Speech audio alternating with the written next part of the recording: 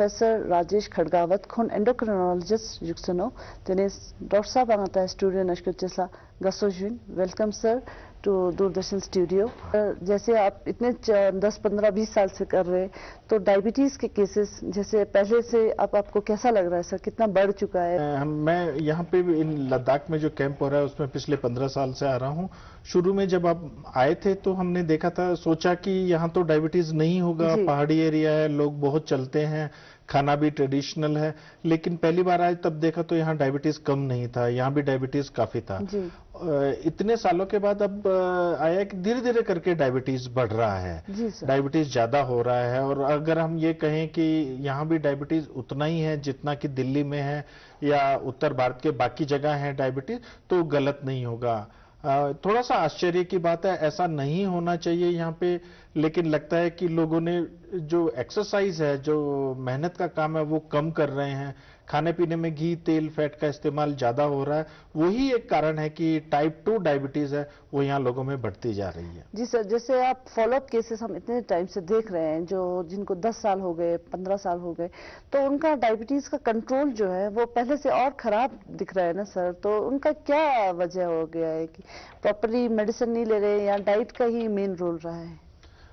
उन पेशेंट्स में जो प्रॉपरली दवाई बराबर नहीं ले रहे हैं, जिनको जो दवाई बताई गई थी वो दवाई नहीं ले रहे हैं, या जिन्होंने अपनी दिनचर्या, डेली रूटीन में चेंज नहीं किया है, जो खाने में ध्यान नहीं रख रहे हैं, फिजिकल एक्टिविटी बहुत ज्यादा नहीं कर रहे हैं, तो उनमें निश्चित तौर पे उनका जो शुगर कंट्रोल है वो खराब रहता है और धीरे धीरे करके खराब शुगर कंट्रोल बढ़ता जाता है और एक स्थिति ऐसी आती है कि फिर गोलियों से शुगर कंट्रोल नहीं हो पाता है। तो ऐसी स्थिति में हम इनको इंसुलिन सजेस्ट करते हैं कि आप इंसुलिन का इंजेक्शन ले और ताकि उससे कंट्रोल हो सके।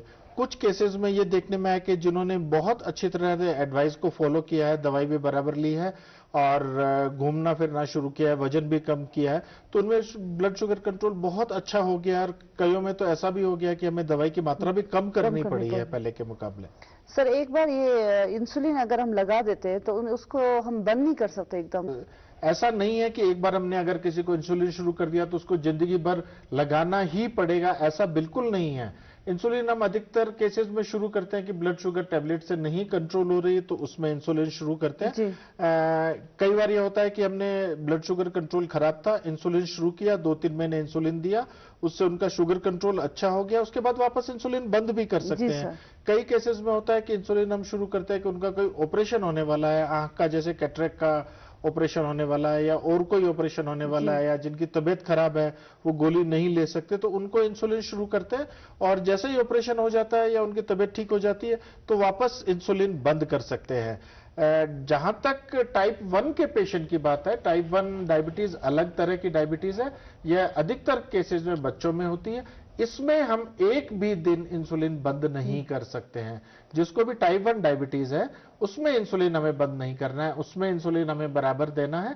लेकिन टाइप 2 डायबिटीज में हालांकि कुछ मरीजों में हो सकता है कि इंसुलिन बिल्कुल बराबर ही चले, लेकिन ऐसा बिल्कुल नहीं है कि एक बार शुरू हो गया तो जिंदगी भर चलेगा ही। शुगर कंट्रोल आ गया है और वो अच्छी मेहनत कर रहे हैं, अपनी डाइट में चेंज कर रहे हैं, तो इंसुलिन बंद भी किया जा सकता है। तो जो इंसुलिन लेते हैं ना सर, इसमें ज्यादातर हाइपोग्लाइसीमिया होने के चांसेस होते हैं, तो जो लोकल मतलब सिंपल टर्म्स में हम मेजर्स कर सकते हैं, स्टेप्स, उसके बारे में आप थोड़ा बता दीजिए। हाँ, ये हाइपोग्लाइसीमिया के बारे में जानना बहुत जरूरी है और स्पेशली उन लोगों को जिनको इंसुलिन लग रहा है या जिनको शुगर की ज्यादा गोलियां चल रही है, तो उसमें कभी ऐसा हो सकता है कि आपका शुगर कंट्रोल अच्छा आ रहा हो तो, लेकिन जो आपने इंसुलिन की मात्रा लगा ली है, गलती से ज्यादा लगा ली है या आपने कम खाया है, सो ऐसी स्थिति में शुगर नीचे आना शुरू हो जाता है और 70 से कम हो जाता है।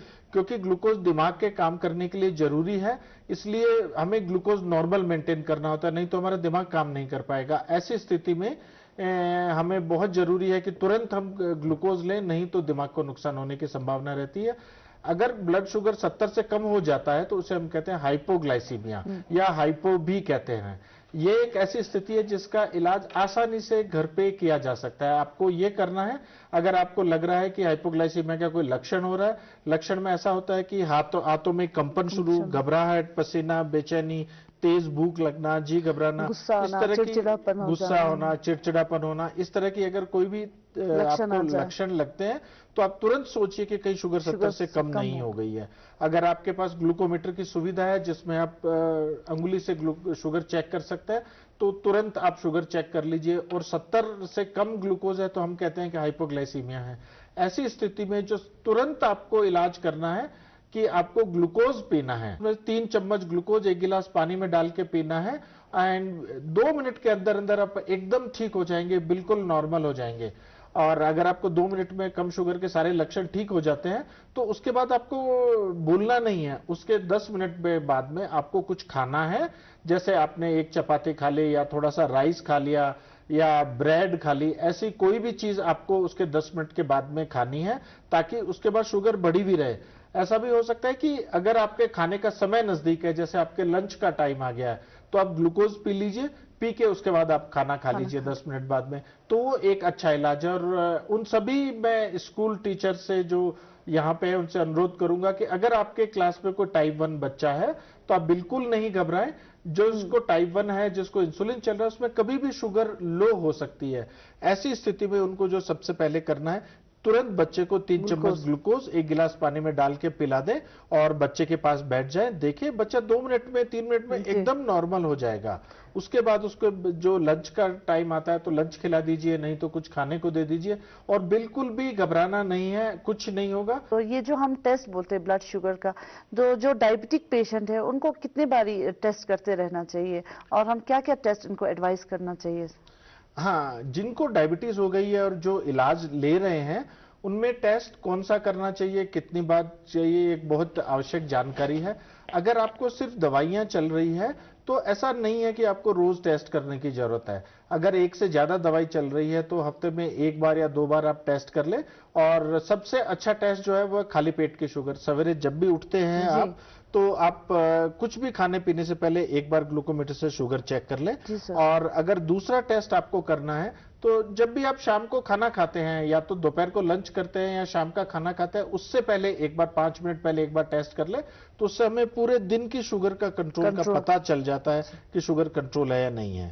लेकिन उन टाइप 2 डायबिटीज के पेशेंट को जिनको इंसुलिन चल रहा है, एज ए गोलियों के साथ में इंसुलिन भी दे रहे हैं शुगर कंट्रोल के लिए, उनको थोड़ा बार बार चेक करने की जरूरत है ताकि हमें पता चलता रहे कि शुगर कंट्रोल है या नहीं, कहीं ऐसा तो नहीं हो रहा है वो कम शुगर या हाइपोग्लाइसीमिया की तरफ जा रहे हैं जिससे उनको जिंदगी का खतरा हो सकता है। तो ऐसे स्थिति में हम कहते हैं कि अगर आपको इंसुलिन चल रहा है तो 2-3 दिन में 1 बार शुगर चेक कर लेना जरूरी है। वही खाली पेट की शुगर और शाम को खाना खाने से पहले की शुगर अगर आप कर ले, हफ्ते में 2 बार कर ले, तो बहुत अच्छा है। उसे हमें पता चलता रहेगा कि शुगर कंट्रोल कैसा है। और जैसे हम एडवाइस करते हैं सर HbA1c, जिससे हम पिछले 3 महीने का शुगर कंट्रोल कैसा रहता है, तो उसके बारे में क्या बताएंगे सर? क्या उसका रेंज कितना होना चाहिए, कितने से ऊपर ना हो, तो उसके बारे में थोड़ा बता दीजिए। हाँ जी, एक ये नया टेस्ट है, जैसे शुगर की तो हम बात करते रहते हैं सालों से कि शुगर चेक करनी है। एक ये नया टेस्ट शुरू हुआ है जिसमें वो पिछले 3 महीने का एवरेज शुगर कंट्रोल क्या बता देता है। दिन भर में अगर देखें तो कम शुगर, ऊपर नीचे शुगर होती रहती है, नॉर्मल आदमी में होती रहती है, तो हमें एवरेज नहीं पता चलता है। सो इस टेस्ट से हमें एवरेज पता चल जाता है, क्योंकि ये पिछले 3 महीने की एवरेज शुगर बताता है। तो किसी भी स्थिति में हमें साल में 4 बार से ज्यादा ये टेस्ट नहीं करवाना है। 4 बार भी ज्यादा होगा, अगर हम 2 बार या 3 बार करवा लें तो भी हमें पता चलता रहेगा। एक बार आपने HbA1c का टेस्ट करवा लिया है तो किसी भी स्थिति में अगर आप 3 महीने से पहले करवाते हैं तो हमें कोई फायदा नहीं होगा, पैसे भी लगेंगे और तकलीफ भी होगी ब्लड सैंपल देने की। 3 महीने से पहले हमें नहीं करवाना है। अब आया कि कंट्रोल की बात, अगर टाइप 1 डायबिटीज है या टाइप 2 डायबिटीज, किसी भी तरह की डायबिटीज है, सो HbA1c की रिपोर्ट आती है परसेंट में। सो ये 7% से कम रहना जरूरी है। अगर जैसे किसी मरीज को किडनी की तकलीफ है या किसी को हार्ट की तकलीफ है या कोई ज्यादा चल फिर नहीं पाता, तो उन मरीजों में थोड़ा सा हम रिलैक्स करते हैं कि 7.5 तक भी रहे या 8 तक भी रहे तो ठीक है। लेकिन किसी भी मरीज में अगर HbA1c 8% से ऊपर रहता है, उसका मतलब है कि ये शुगर कंट्रोल अच्छा नहीं चल रहा है, हमें तुरंत कोई स्टेप लेना पड़ेगा, दवाई बढ़ानी पड़ेगी या खाने पे कंट्रोल करना पड़ेगा ताकि हम शुगर को कंट्रोल कर सकें। हाँ, जब भी प्रेगनेंसी होती है, क्योंकि प्रेगनेंसी में इंसुलिन रेजिस्टेंस बढ़ जाता है, तो एक ये खतरा रहता है कि प्रेगनेंसी होते ही डायबिटीज हो जाए। तो सबसे पहला संदेश तो मैं ये देना चाहूंगा कि जिसको भी प्रेगनेंसी होती है, तुरंत जैसे ही पता चलता है प्रेगनेंसी है, तुरंत आप नजदीक के हॉस्पिटल में लैब में जाके चेक करवाएं कि आपको शुगर है या नहीं है। अगर उसमें शुगर बढ़ी हुई आ जाती है तो पहला जो हम स्टेप लेते हैं कि उनको डाइट और एक्सरसाइज बताते हैं। 2 हफ्ते देखते हैं डाइट और एक्सरसाइज से कंट्रोल आ गया तो हमें तो ठीक है, नहीं कंट्रोल आया तो हमें उसके बाद दवाई शुरू करनी पड़ेगी, क्योंकि अगर बढ़ी हुई शुगर बच्चे को चली जाती है तो बच्चे का पेनक्रियाज एक्टिव हो जाता है और ज्यादा इंसुलिन बनाता है, जिससे बच्चे को प्रॉब्लम होती है। सो उसको कम करने के लिए हमें दवाई शुरू करनी पड़ती है।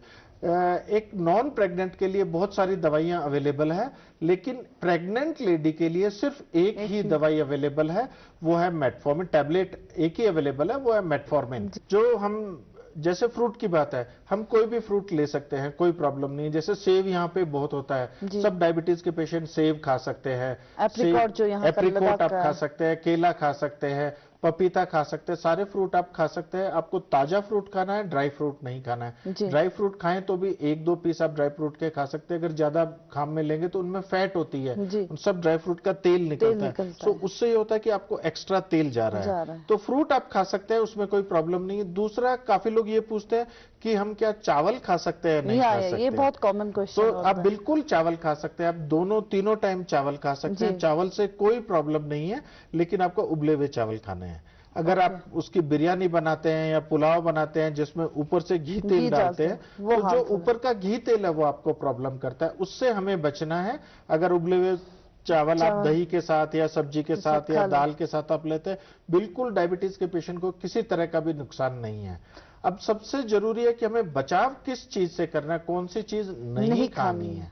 सबसे जरूरी है कि आपको खाने में घी, तेल, ऑयली चीजें जो है उनका इस्तेमाल कम करना है। सब्जी में जैसे तेल रहता है, हमें उस तेल से बचाव रखना है। अगर हम नॉनवेज ले रहे हैं तो अगर हम बटर चिकन खा रहे हैं तो हमें प्रॉब्लम है, बटर से प्रॉब्लम है। लेकिन हम तंदूरी चिकन खा रहे हैं तो उसमें हमें प्रॉब्लम नहीं है, क्योंकि उसमें इतनी फैट नहीं है। ऐसी कोई भी चीज जिसके बनने में घी तेल का ज्यादा इस्तेमाल हुआ है, हमें उससे बचना है। कई पेशेंट ये भी कहते हैं कि क्या हम शुगर फ्री की मिठाई खा सकते हैं क्या? जी बिल्कुल, क्योंकि उसमें शुगर नहीं है तो हम क्या वो खा लें? नहीं, वो भी नहीं खाना है, क्योंकि ऐसी कोई मिठाई नहीं है जिसके बनने में घी तेल का इस्तेमाल नहीं हुआ हो। तो अगर हम शुगर फ्री मिठाई भी खा रहे हैं तो ठीक है, शुगर नहीं जा रही, लेकिन घी तेल अब तो जा रहा है, एक्स्ट्रा कैलोरीज जा रही है, और उन कैलोरीज की वजह से हमारी शुगर कंट्रोल खराब हो जाएगा। तो हमें उससे भी बचना है। जी, मुझे आशा है हमारे दर्शकों को अच्छे से विस्तार से इन्होंने सर ने बताया तो लोगों को समझ आया होगा। तो मैं आशा करती हूँ हम अगले साल फिर से आपसे और जानकारी लेंगे। रेवा राक नादा जिक्सन लनगेसला ना शुगर स्कोरला मा सल्पोना बो डॉक्टर साहब मोलतेनो तिने ngata जिक्सन लनगेसला हागोते दो ते बेकनी जाउने लकलन जादिन तिना उनापो ए गॉस्पा जुइन जुले।